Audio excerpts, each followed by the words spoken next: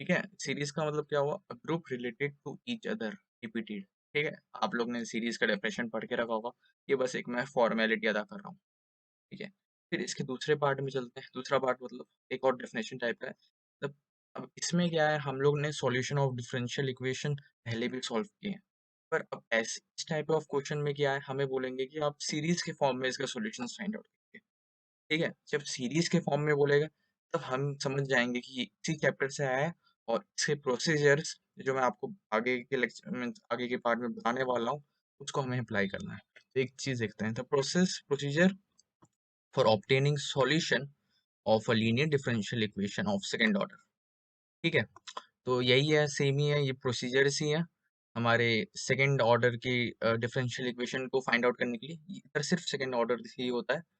ठीक है, उसका सॉल्यूशन फाइंड आउट करने के लिए जो सीरीज के टर्म में होंगे। ठीक है, ऐसे टाइप की p2x d2y by D x square plus p1x dy by D x plus p not x into y equal to zero, ऐसे टाइप की इक्वेशन होंगी। ठीक है, और इसमें दो बहुत ही इंपॉर्टेंट टर्म्स हैं। कौन से टर्म्स हैं? Ordinary and singular point. ये दो टाइप ऑफ पॉइंट्स होते हैं। ऑर्डिनरी पॉइंट क्या होता है? ऑर्डिनरी पॉइंट क्या होता है? जब हमने x की वैल्यू जीरो डालेंगे तब p2x हमारा जीरो नहीं होगा। उस केस में हम कहेंगे ये एक ऑर्डिनरी पॉइंट है, साधारण सा पॉइंट है। ठीक है, मान लो मैंने x जीरो डाला तो इधर p2x है, वो जीरो नहीं हुआ, तब इसे ऑर्डिनरी पॉइंट कहेंगे। और उसका उल्टा सिंगुलर पॉइंट कब हम कहेंगे? जब x की वैल्यू हम जीरो डालेंगे और p2x हमारा जीरो हो जाएगा, तब हम सिंगुलर पॉइंट बोलेंगे। और उसके भी दो, सिंगुलर के भी दो पार्ट होते हैं, रेगुलर और इरेगुलर। ठीक है, हम इस चैप्टर में रेगुलर में काफी डेप्थ में जाएंगे, बट हम इरेगुलर में इतना डेप्थ में नहीं जाएंगे, हमें बस एक आइडिया होगा। ठीक है, इस चैप्टर में हम रेगुलर की ज्यादा बात करेंगे। ठीक है, तो देखते हैं पहले टाइप ऑफ क्वेश्चन इसके कैसे होंगे। ठीक है, ये देखिए, टाइप वन ऑफ क्वेश्चन। ये देखो, आपको क्या बोलेगा? सॉल्व, ठीक है, सॉल्व इन, हमें क्वेश्चंस कैसा पूछेगा? Solve in series this equation. Means ये जो हमें इक्वेशन दिया है इसका सॉल्यूशन हमें सीरीज में मिलना चाहिए। ठीक है, और हम जो अभी मेथड यूज करने जा रहे हैं उसका नाम भी है पावर सीरीज मेथड। ठीक है, तो इस केस में क्या है, वन, ये क्वेश्चन क्या है, one minus X square into Y double dash मतलब D two Y by D x square minus two X Y dash plus N X plus one Y equal to zero. ठीक है, तो अगर आप देखो, अगर हम इसमें x इक्वल टू जीरो डालेंगे तो वन माइनस एक्स स्क्वायर, तो ये इसको भी x जैसा ले सकते हैं, तो वन माइनस जीरो, तो ये तो होल टर्म जीरो नहीं आ रहा है, तो ये एक ऑर्डिनरी पॉइंट है, सीधा साधा पॉइंट है। ठीक है, तब उसके बाद हमें क्या, ये एल्गोरिथम के इस तरह आपको स्टेप्स यूज करना है। ठीक है, उसके बाद हमें पता चल गया ये ऑर्डिनरी पॉइंट है। तो इसमें क्या करेंगे, हम एक y टर्म एज्यूम करेंगे, y equal to c not plus c one x plus c two x square, जो एक सीरीज में होगा, first equation. Second, y dash निकालेंगे, y डैश इसका हम डिफरेंशिएशन कर लेंगे, ये आ जाएगा, और y डबल डैश भी निकालेंगे, ये आ जाएगा।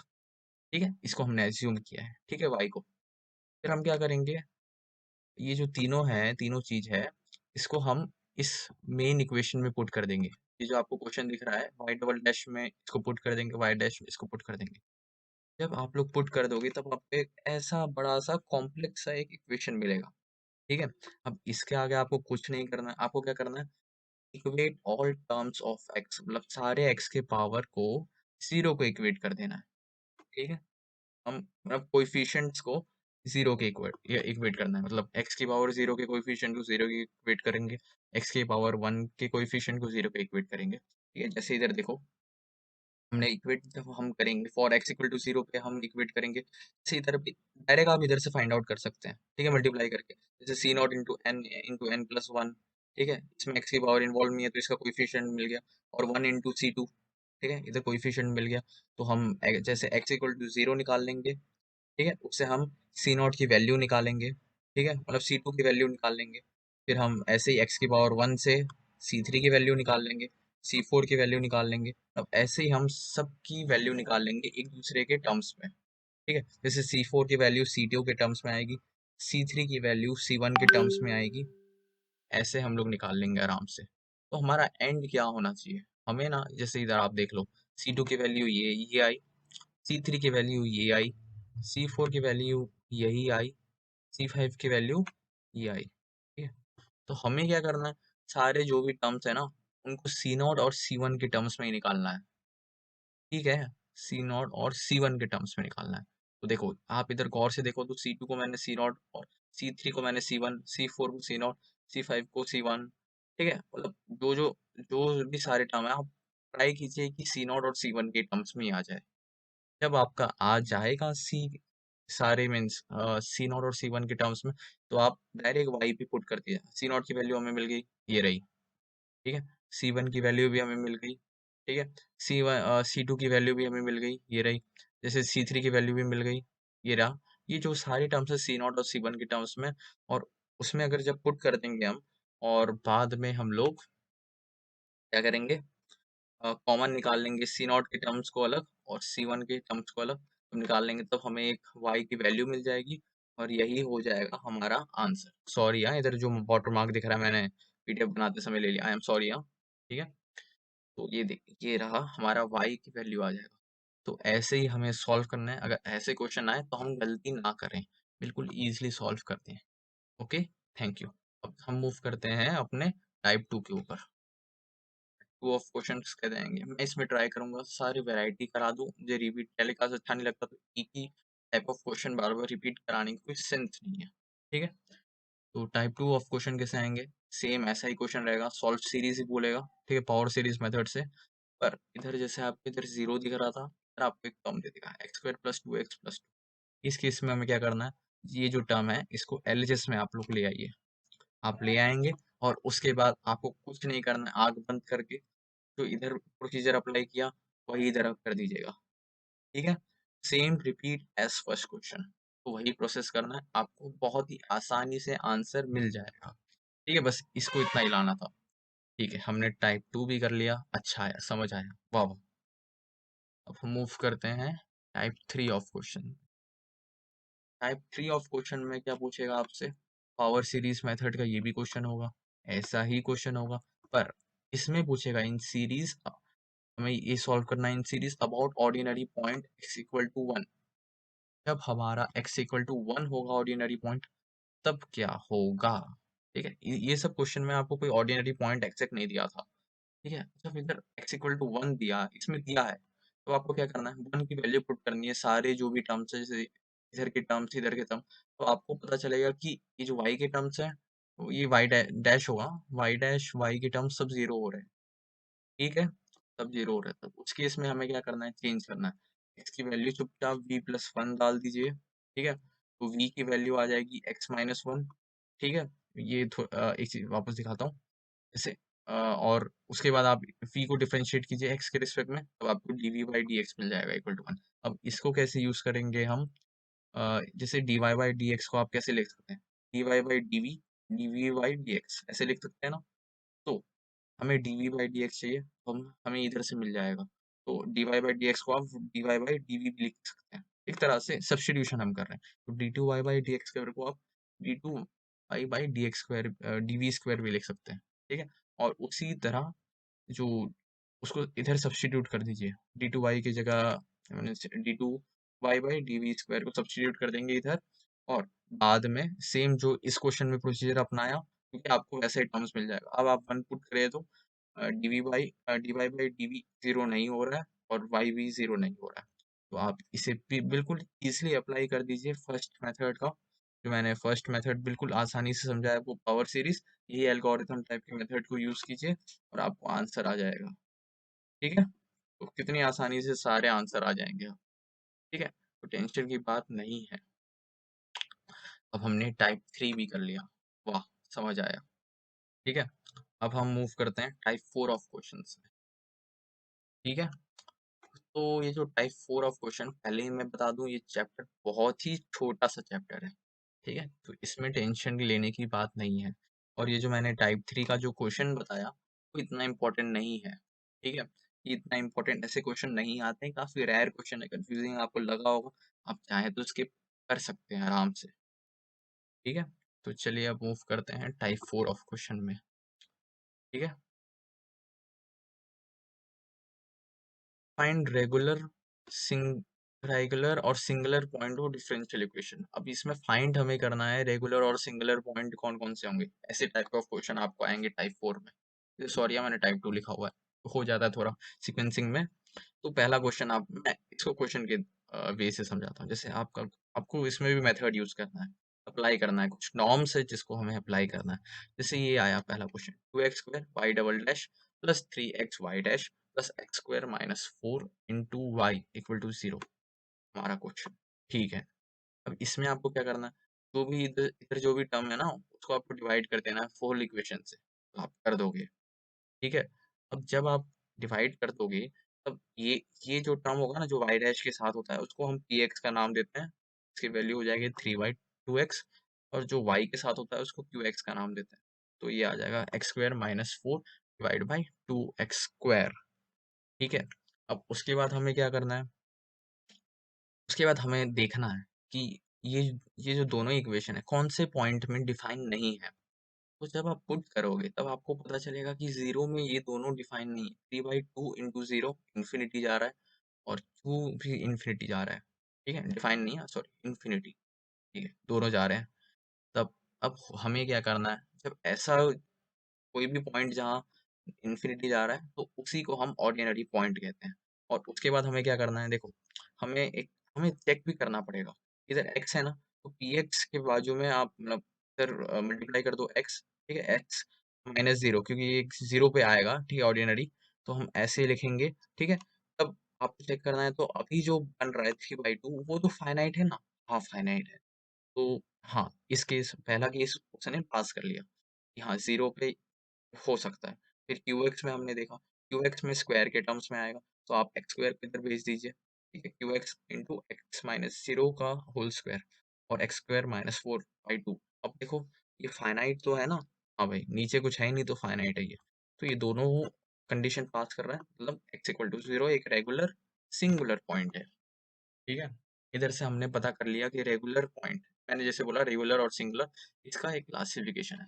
ठीक है, अब देखते हैं इसके टाइप 2 पार्ट कैसा आता है। ठीक है, देखो इधर भी क्वेश्चन देगा आपको। जैसे ये रहा, एक्स² इंटू एक्स माइनस 2 का whole square y double dash plus 2 into x minus 2 y dash plus x plus 3 into y equal to 0। ठीक है, आपको ऐसा क्वेश्चन दे देगा। तो उसमें क्या करना है, जैसे मैंने बताया, जो ये टर्म है उसको आपको डिवाइड कर देना है। तो आपने कर दिया, आपने पी एक्स पे निकाल लिया। ठीक है, पी एक्स पे निकाल लिया, क्यू एक्स पे निकाल लिया। अब आगे आपको क्या करना है। ठीक है, जब आप ये दोनों टर्म यूज कर लोगे ना, ठीक है, जब आप ये दोनों टर्म पी एक्स और क्यू एक्स निकाल लोगे, तब आपको क्या करना है, आपको पता चलेगा कि 0 और 2 में ये नॉट डिफाइन आ रहा है। ठीक है, नॉट डिफाइन आ रहा है मतलब ये एक सिंगुलर पॉइंट है। अभी तक हमें पता चला कि भैया ये एक सिंगुलर पॉइंट है, पर ये नहीं कह सकते कि ये रेगुलर है इरेगुलर है। ठीक है, तो फाइंडिंग करने के लिए हमें वापस, मैंने जैसे बोला कि x के टर्म्स को पी एक्स के इधर भेजो। ठीक है, फिर चेक करो ये फाइनाइट है या इनफाइनाइट है। तो जब आप चेक करोगे 0 पे, तब आपको पता चलेगा x को इधर भेजने के बाद भी ये नॉट डिफाइन आ रहा है, क्योंकि इधर एक x बच रहा है, तो ये नॉट डिफाइन है। ठीक है, मतलब क्या हुआ, ये एक इरेगुलर पॉइंट है। x इक्वल टू 0 एक इरेगुलर पॉइंट है। बल्कि अब जब आप x इक्वल टू 2 को देखोगे, तो वो एक रेगुलर पॉइंट मिलेगा, क्योंकि उसके बाद वो फाइनाइट बन रहा है आप जब सॉल्व करोगे तो। ठीक है, तो ऐसे हमारे ये क्वेश्चन होंगे। ठीक है, ये type of question classification question हम इसे कहते हैं। चलो बढ़िया, अब हम मूव करते हैं last part of differential equation and most important part of differential equation. ठीक है, ये जो है, अब ये जो टाइप ऑफ टॉपिक आने वाला है उसको हम कह सकते हैं डिफरेंशियल इक्वेशन बाय फ्रोबियस मेथड। ठीक है, ये जो टाइप ऑफ क्वेश्चन आएंगे उसको हम कहेंगे डिफरेंशियल इक्वेशन बाय फ्रोबियस मेथड। और फ्रोबियस मेथड भी आप कह सकते हैं, और बेसल्स मेथड भी आप कह सकते हैं। ठीक है, बस कह नहीं सकते, दोनों अलग अलग होते हैं, पर काफ़ी सिमिलैरिटी है। तो आप क्वेश्चन करोगे तो आपको पता चल जाएगा, आपको दिखाता हूँ मैं कैसे हो। ठीक है, इसको भी हम क्वेश्चन के वे से पढ़ेंगे। ठीक है, तो देखो आपको कुछ ऐसा क्वेश्चन बोलेगा, टाइप 1 ऑफ क्वेश्चन कैसा बोलेगा, और यहाँ इधर थोड़ा क्लियर नहीं है। ठीक है, मैं आपको ओरल बता देता हूँ, x into x, x into x² minus 1 ठीक है, into Y double dash plus 3 × x - 1 y dash plus y equal to 0। ये है हमारा क्वेश्चन। ठीक है, ये हमारा क्वेश्चन है। ठीक है, सॉरी ये एक्स स्क्वायर नहीं है, एक्स है। ठीक है, इधर मैंने देखा। ठीक है, आई एम सॉरी, यहाँ ये थोड़ा हो गया, सॉरी। तो हमें ये मिल गया। ठीक है, अब आप पूछोगे भाई पावर सीरीज वाले क्वेश्चन और इसमें डिफरेंस क्या है? हाँ, मैं बोलूँगा है। अब इसमें आप x इक्वल टू 0 पुट करो, तब ये जो y डबल डैश का टर्म है 0 हो जाएगा। मतलब क्या हुआ कि एक रेगुलर सिंगुलर पॉइंट है।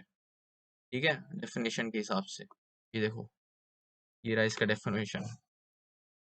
देखो देखो देखो, जैसे ये p2x 0 हो रहा है ना इधर सिंगुलर पॉइंट में x इक्वल टू 0 डालने पे, तो मतलब हाँ, इतना पता चल गया कि ये एक सिंगुलर रेगुलर पॉइंट है। ठीक है, और हमने जो ये पावर सीरीज मेथड कब एप्लीकेबल है? जब ऑर्डिनरी पॉइंट होगा। आप इधर 0 डालो, होल टर्म 0 नहीं बन रहा। समझ आ गया? ठीक है, उस कंडीशन में हम फ्रोटियर मेथड यूज करेंगे, फ्रॉबिनस मेथड, सॉरी। हाँ, तो इस केस में क्या होगा, मैंने बता दिया जैसे आपको, ये रेगुलर पॉइंट हो रहा है। तब हम क्या करेंगे, y की वैल्यू थोड़ी चेंज करेंगे। ठीक है, वही सेम मेथड हम नहीं ले सकते जो y का लेते थे, इतना सेम ही रहेगा। हम क्या करेंगे, y equal to x m, कोई भी m कांस्टेंट हो सकता है, into a0 plus a1x plus a2x square, जो उधर भी था। ठीक है, तो बस एक्स एम मल्टीप्लाई कर रहे हैं, इतना कर देंगे। फिर आगे क्या करेंगे, वाई डैश निकालेंगे, डिफ्रेंशिएट कर लेना, ये ऐसा आपको मिलेगा। फिर आप वाई डबल डैश निकालोगे। ठीक है, डबल डैश निकालोगे, स्टेप बाय स्टेप है, आपको दिखना पड़ेगा ऐसा। ठीक है, और जब वाई वाई डबल डैश आ जाएगा, वाई डैश आ जाएगा, वाई आ जाएगा, तब आप इन सारे टर्म्स को आप इधर पुट कर देना। ठीक है, जब आप लोग पुट कर दोगे ना, तब आपको एक बहुत ही कॉम्प्लेक्स सा एक इक्वेशन आ जाएगा। ठीक है, ऐसा एक इक्वेशन आ जाएगा। तो अब आगे देखते हैं। अरे ये क्या हुआ, थोड़ा ऊपर चला गया शायद ज़्यादा। ठीक है, आपको दिख रहा है ना? ठीक, ये हुआ। अब उसके बाद हम क्या करेंगे, उस केस में क्या करते थे, सारे पावर ऑफ एक्स को 0 करते थे। तो इधर हम सबसे पहला स्टेप क्या करेंगे, तो एक्स का सबसे स्मॉलेस्ट पावर होगा, उसके कोएफिशिएंट को हम 0 करेंगे। ठीक है, तो इधर एक्स का सबसे छोटा कोएफिशिएंट, एक्स का पावर कौन सा है, एक्स एम से तो चालू है, तो एक्स एम -1 हमारा सबसे छोटा सा होगा। जब हम डिफरेंशिएट करेंगे तब निकालेंगे। ठीक है, जैसे ये देखिए, जैसे आप इधर ही देख लो, एक्स के साथ जब मल्टीप्लाई करके जो एक्स का सबसे छोटा पावर आएगा ना, वही कोएफिशिएंट को हमें 0 करना है। तो एक्स एम -1 इन सब में से सबसे छोटा एक्स का पावर है। ठीक है, तो उसके जब आप कोएफिशिएंट को इक्वल करोगे, उसमें हमारा एम क्या होना चाहिए, हमें एम के रूट्स निकालने हैं।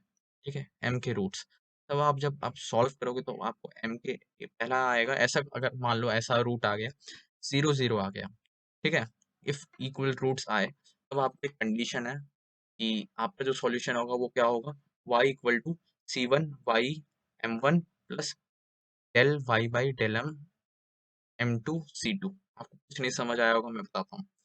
हमें एक पहला y निकालना है, जिसमें हमें m1 पुट करना है। m1 क्या है, पहला रूट 0 पुट करके। दूसरा हमें क्या करना है, दूसरा निकालना है del y by del m, इसमें हमें m2 पुट करना है, m2 भी 0 है। ठीक है, y को हमें डिफरेंशिएट का पार्शियल डिफरेंशिएट करना है m के रिस्पेक्ट में, और 0 पुट कर देना है x के बदले। तब जो हमारा टर्म आएगा उसे हम ये कहेंगे, और इसका टोटल आंसर y होगा। ठीक है, अब इसमें भी कंडीशंस है। क्या कंडीशंस है, देख लेते हैं।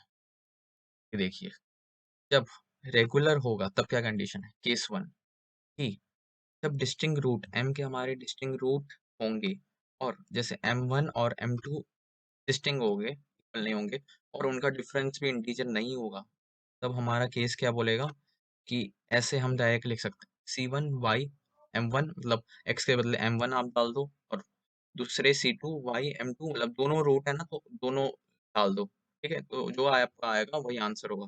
केस 2 क्या कहता है हमारा, कि अगर दोनों इक्वल हो गए, जो हमारा ये केस है, जो मैं आपको समझा चुका हूँ ऐसा। ठीक है, केस 3 क्या कहता है, सॉरी यहाँ थोड़ा और ब्लरी जैसा दिख रहा है, थोड़ा और जूम कर दूं मैं, ये देखो, कहाँ गया, ये रहा। ये देखिए केस 3 क्या कह रहा है, और आपको दिख नहीं रहा होगा, जब रूट डिफर कर रहे हैं, ठीक है, दोनों रूट डिस्टिंक्ट है और वो दोनों डिफर भी कर रहे हैं। ठीक है, वो दोनों डिफर भी कर रहे हैं इंटीजर से, और M2 बड़ा है M1 से। तब क्या होगा, हमें क्या करना है, A0 जो था ना हमारा, उसको रिप्लेस करना है B0, replace by B0 into M जो हमारा कोई भी कांस्टेंट, माइनस M1 जो हमारा एक रूट आया, उससे हमें रिप्लेस कर देना है इक्वेशन में। ठीक है, वो भी कब, जब हमारा y जो है एक अनडिफाइंड आएगा तब। मैं दिखाता हूँ अनडिफाइंड क्या होता है। ठीक है, जब आप पुट करोगे तब आपका आंसर कैसा आएगा, y equal to C1 Y1 M1 C2 del y by del m into M2। Into नहीं है, मतलब M2 पुट करेंगे। ठीक है, चलो क्वेश्चन वही देख रहा हूँ, क्वेश्चन को मैं कंटिन्यू करता हूँ। ये जो थे थोड़े वो थे, क्या बोलते हैं, प्रोसीजर्स थे, मीन्स सॉरी केसेस थे। ठीक है, इधर हम वापस इसी क्वेश्चन में आ गए, हमने m ढूंढ लिया 0 0। अब आगे हमें क्या करना है, हमें क्या करना है, वेटिंग जीरो ऑल, उसके बाद जब हमने m-1 का डाल दिया कोएफिशिएंट जीरो करके, अब हमें करना है जो दूसरे कोएफिशिएंट है m जो भी दूसरे सारे जो भी दूसरे कोएफिशिएंट है m-1 के बाद जो बड़े होंगे x m-1 के, उन सारे कोएफिशिएंट को जीरो कर देना है।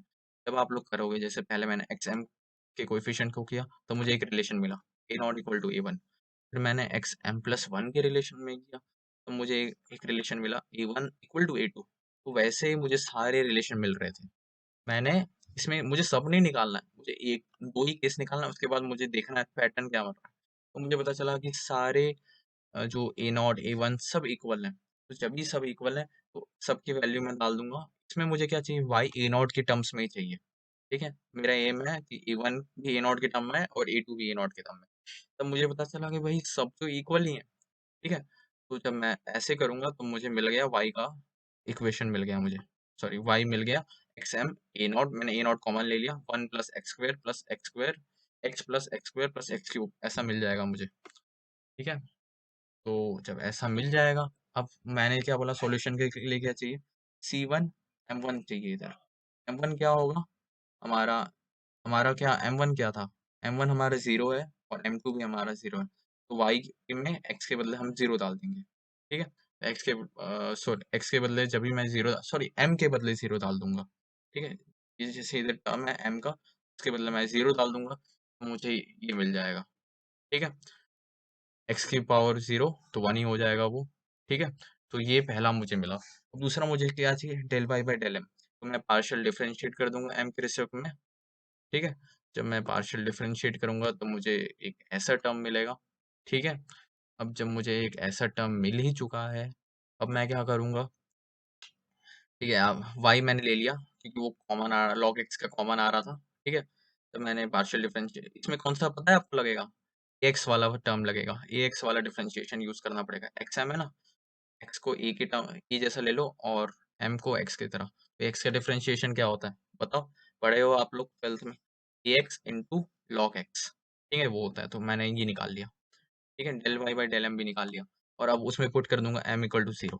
तो जब मैं ये पुट करूंगा तो मुझे ऐसा टर्म मिल जाएगा, और उसके बाद मैं इधर कंबाइन कर दूंगा। ठीक है, तो मुझे y का आंसर आ जाएगा। तो इधर आप देख रहे हो C1 इंटू ए नॉट, वो एक कॉन्स्टेंट ही बन रहा है, तो उसके बदले मैं ए कैपिटल ए डाल दूंगा, और C2 इंटू ए नॉट वो भी कैपिटल बन रहा है, तो उसके बदले मैं भी डाल दूंगा। ठीक है,